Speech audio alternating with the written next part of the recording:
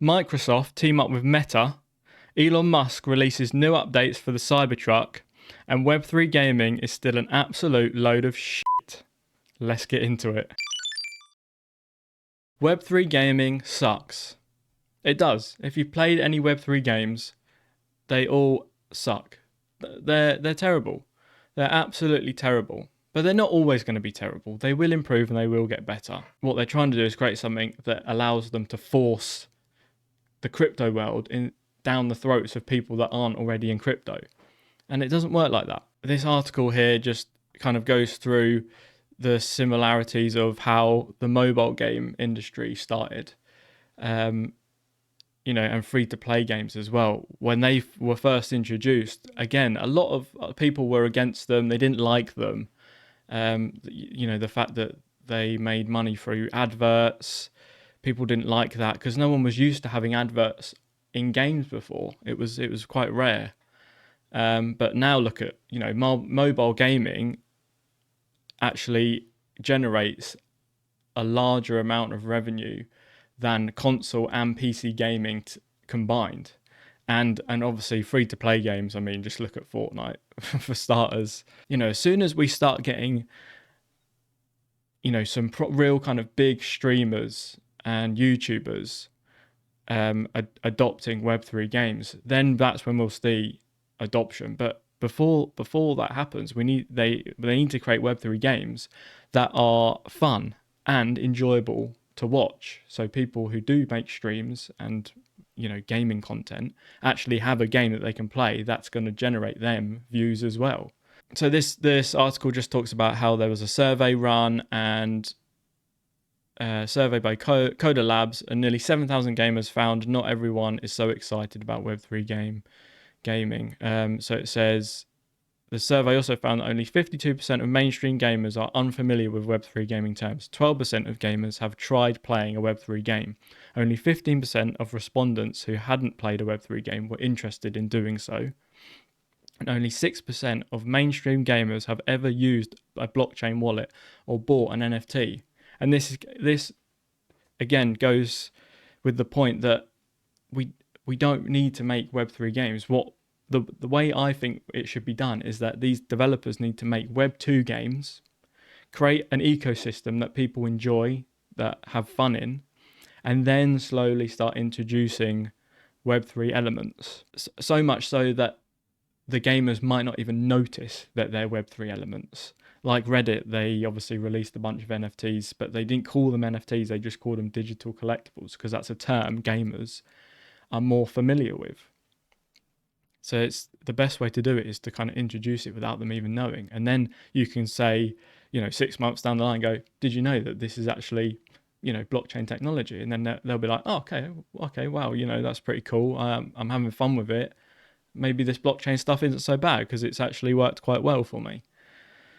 It's difficult because the thing is, Web2 gaming has created such an amazing foundation that has such a followingship of gamers. Gamers are so passionate about games. They're a really passionate community. I'm a part of it. I love games. And when you try to introduce something different that isn't actually ready yet as well, they don't like it. It's as simple as that. So the best way to do is introduce something that they're familiar with and then slowly change it over time, because gamers are familiar with not slow change, but gradual change, not instant change, because the gaming industry has obviously grown and changed so much over the years and improved, obviously. So to introduce that same concept within the actual a single game's ecosystem, I think most gamers would be okay with that. But to just try and shove something completely different down their throat straight away, it's not going to work. It's going to meet resistance, and it obviously has. So yeah, it just speaks more about kind of the same thing. Too crypto too soon, exactly. Conventional gamers often don't care about self-custody and the ability to truly own in-game assets. Exactly. They don't care about that. They just want to have fun. So that's why you need to focus on the fun part first. They don't want to have the responsibility of owning assets, and if they lose them, that it's their fault. They want to be able to contact someone when they lose or forget their passwords and things like that. They don't want a seed phrase that they need to protect with their life, because it's just another job in a way, and gaming's meant to be fun and stress free. Well, depending on what games you play. People are playing modern Web3 games not because they are having fun, but because they are chasing profits, oftentimes losing money and eventually getting player fatigue. And again, if players are playing games that just to gain a profit, it's not sustainable. It is not sustainable. That's why fun is the key element. The key element. And again, it says here again, Reddit's NFT launch in June of this year, which chose instead to use the term digital collectible. And it worked perfectly. It was probably one of the most successful NFT drops we've had so far because of how many people, got one. It was crazy. And then it just says here, since their mobile gaming has taken off, as of 2021, the industry has grown to be larger than console and PC gaming combined, contributing nearly 57% of global video game revenues. So yeah, exactly. And it was met with resistance at first. But now look at it. So although Web3 gaming does suck right now, give it another maybe 3, 4, 5 years. I don't think it'll be mainstream, but it will definitely be a big contributor to the overall gaming industry revenue. Meta and Microsoft launch open source AI. Yes, another AI to suck up all of our data. Of course, it's going to be free because when something's free, you're the product because it's your data that it's harvesting, and that's where they make their money.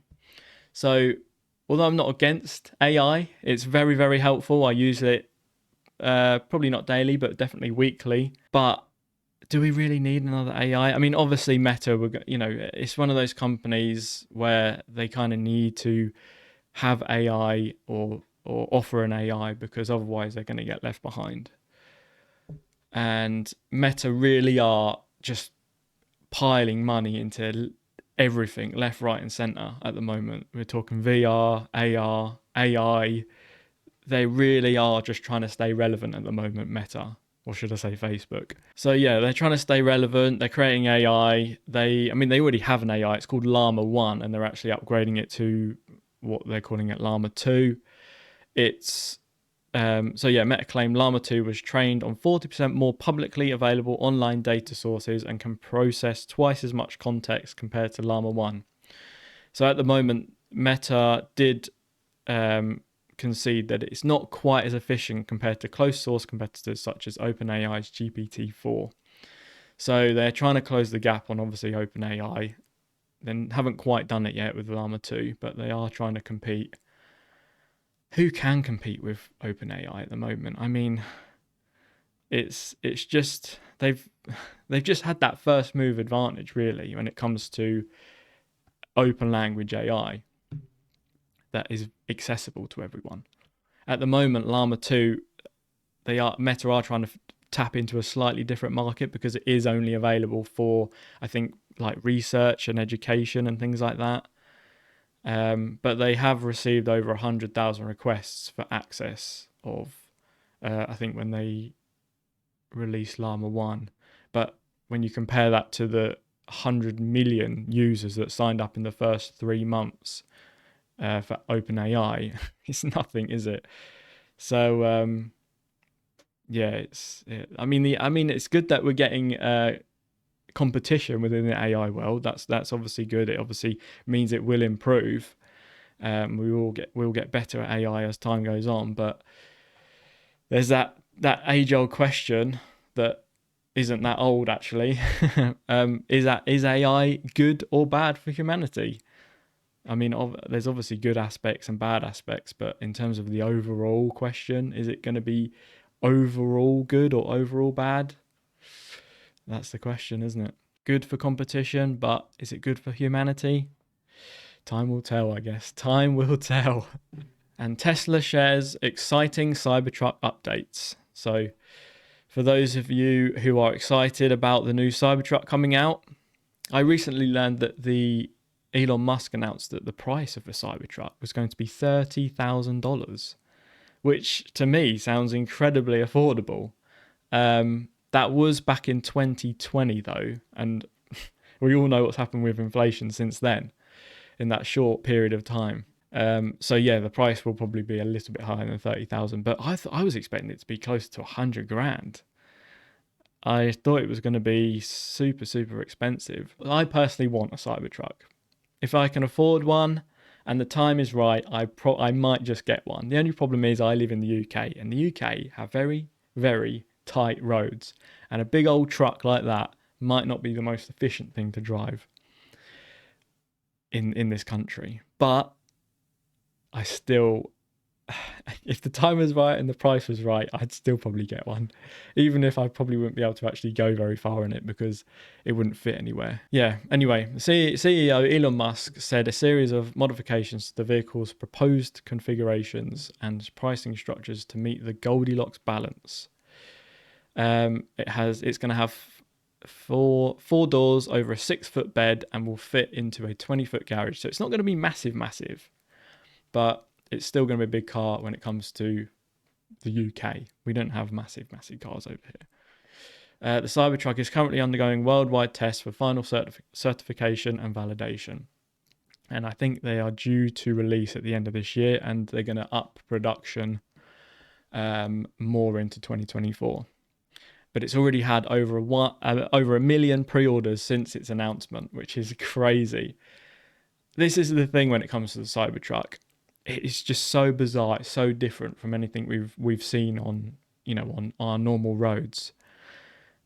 It's just going to be that car that every influencer, every tech YouTuber is just going to want to buy, because there's going to be so much hype around it. It's going to be that thing that everyone's going to want to create content around. They're going to want to create content around it, and because of that, it's going to create even more hype, because it's going to be loads and loads of YouTube videos about it, and loads of influencers are going to, showcase it, and loads of people who watch those influencers then look at it and go, oh, okay, that's pretty cool. That's cool.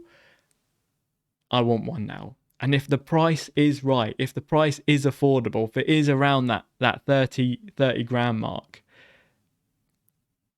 this could be Tesla's best-selling model ever. That's my opinion anyway. That's my opinion.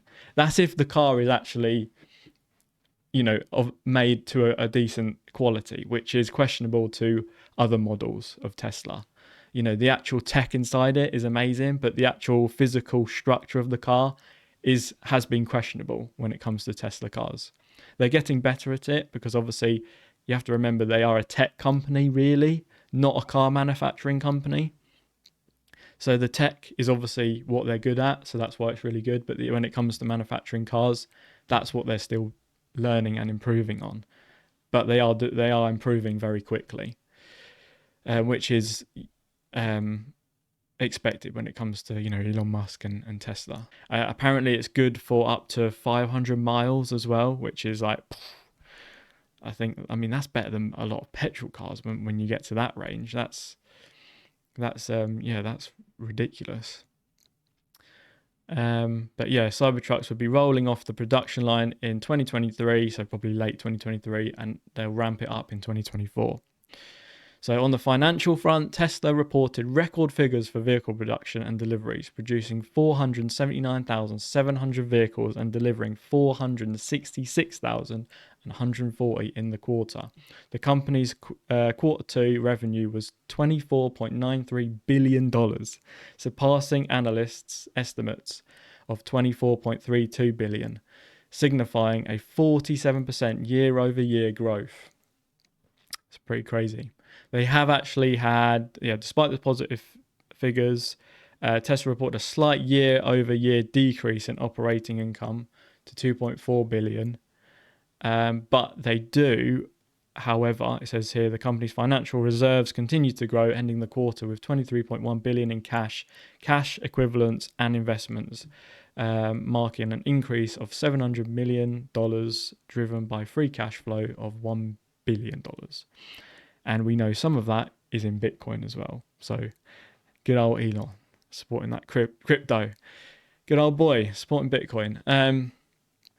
Although he said he sold, apparently he didn't. But I don't know.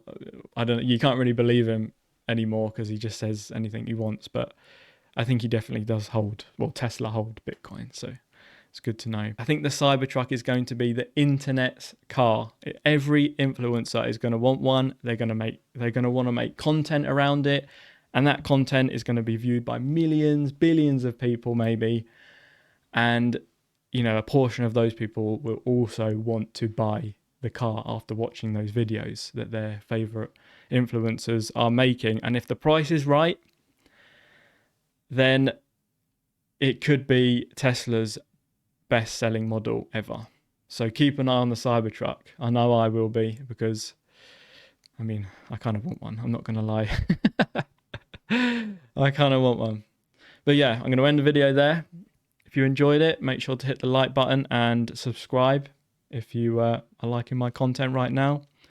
And yeah, I'll see you in the next one.